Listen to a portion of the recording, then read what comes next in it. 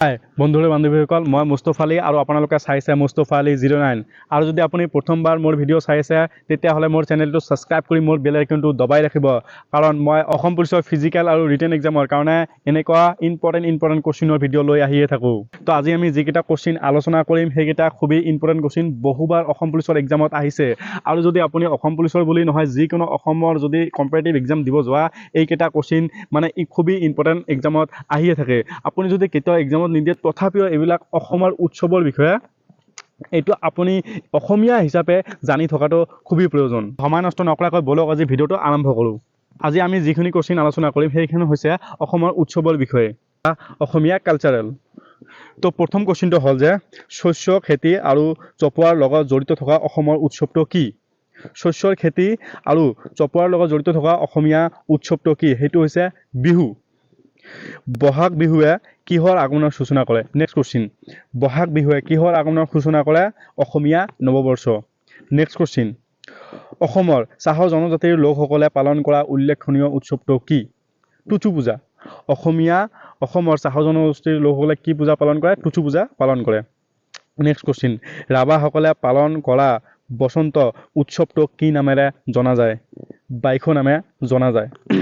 Next question, অসমৰ কোনখন ঠাইত অতি উৎসাহ আৰু উদ্দীপনাৰে শিৱৰাত্ৰি পালন কৰা হয়? শিৱসাগৰৰ শিৱদৌলত। ঠিক আছে, মানে শিৱৰাত্ৰি ক'ত পালন কৰা হয়? শিৱসাগৰৰ শিৱদৌলত। নেক্সট কুৱেশ্যন, কোনজন অসমীয়া প্ৰসিদ্ধ চলচ্চিত্ৰ নিৰ্মাতাই প্ৰথমবাৰৰ বাবে বিহু পতাকাখনৰ আৰ্হি প্ৰস্তুত কৰিছিল? নিপ বৰুৱা। নেক্সট কুৱেশ্যন, কামাখ্যা দেৱীৰ মন্দিৰত তান্ত্ৰিক শক্তিৰ ধৰ্মীয় আনুষ্ঠানিকতাৰে পালন কৰা অদ্বিতীয় উৎসৱটো কি? আম্বুবাচী মেলা। নেক্সট কুৱেশ্যন, অসমৰ জাতীয় উৎসৱটো কি? চবে জানো, বিহু। নেক্সট কুৱেশ্যন, খুবেই ইম্পৰ্টেণ্ট কুৱেশ্যন, এইটো কুৱেশ্যন বহুতবাৰ আহে আৰু জনাৰ প্ৰয়োজন। মাঘৰ বিহুত জুই পোৱা আৰু অগ্নি সেৱাৰে শুকান পাত, খেৰ, খৰি আদিৰে সজা স্তম্ভটোক কি বুলি কোৱা হয়? ঠিক আছে, মানে মাঘৰ বিহুত জুই পোৱা আৰু অগ্নি সেৱাৰ বাবে শুকান পাত, খেৰ, খৰি আদিৰে সজা স্তম্ভটো কি? মেজি। এইটোক মেজি বুলি কয়।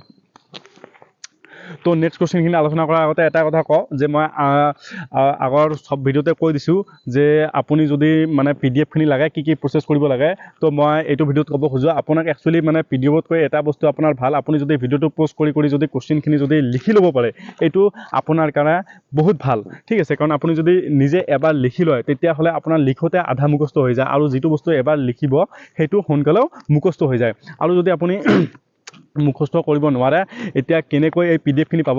আগৰ যিটো প্ৰচেছত মই PDF দিছোঁ যে মানে হোৱাটছআপ গ্ৰুপত জইন কৰাইছোঁ, এইটো এনেকৈ নহয়, এইটো এতিয়া মানে অকণমান চিষ্টেমটো চেঞ্জ কৰাইছোঁ, কাৰণ হোৱাটছআপ গ্ৰুপত জইন কৰাই মোৰ অকণমান অসুবিধা হৈছে। তো আপুনি কেনেকৈ PDF-টো পাব তো ভিডিঅ'ৰ লাষ্টত মই কৈ আছোঁ। আৰু নেক্সটৰ কুৱেশ্যন, তাঁতশালত বোৱা অসমীয়া জাতিৰ প্ৰতীক চিহ্নটো কি? গামোচা। নেক্সটৰ কুৱেশ্যন, অসমীয়া মানুহে বিশিষ্ট ব্যক্তিসকলক গামোচাৰে কি জনোৱায়? সম্বৰ্ধনা বা শ্ৰদ্ধা জনায়। নেক্সট কুৱেশ্যন, অসমীয়া পুৰুষসকলে পৰিধান কৰা মুখ্য পোচাকযোৰ কি? ধুতি আৰু চুৰিয়া।